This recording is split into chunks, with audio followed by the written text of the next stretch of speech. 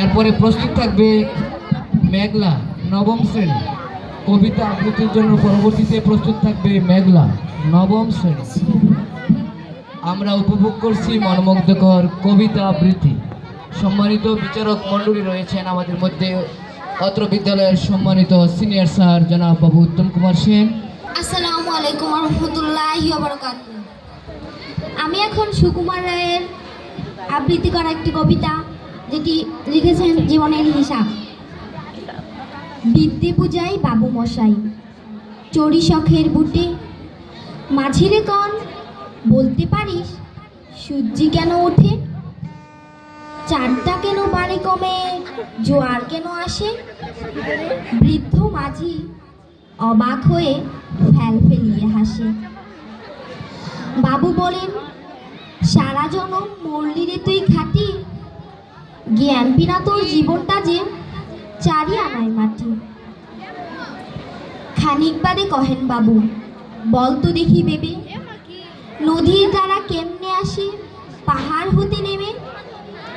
বল তো কেন লবণপুরা সাগর ভরা পানি? মাঝি সে কয়, আরে মশাই অত কি আর জানি। বাবু বলেন, এই বয়সে জানিস নেও তাকি, জীবনটা তোর নেহাত খেলো অষ্ট আনাই ফাঁকি। আবার ভেবে কহেন বাবু, বল তো ওরে বুড়ো, কেন এমন নীল দেখা যায় আকাশের ওই চূড়ো? বল তো দেখি সূর্য চাঁদে গ্রহণ লাগে কেন? বৃদ্ধ বলে, আমায় কেন লজ্জা দিয়েছেন হেন?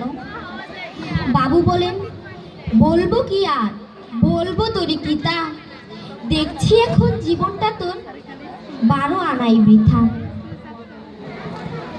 খানিক বাদে ঝড় উঠেছে, ঢেউ উঠেছে ফুলে, বাবু দেখেন নৌকোখানি ডুবলো বুঝি দুলে। মাঝিরে কন, এ কি আপদ ওরে ও ভাই মাঝি, ডুবলো নাকি নৌকো এবার, মরবো নাকি আজি? মাঝি শুধায়, সাঁতার জানো? মাথা নাড়েন বাবু। মূর্খ মাঝি বলে, মশাই এখন কেন কাবু?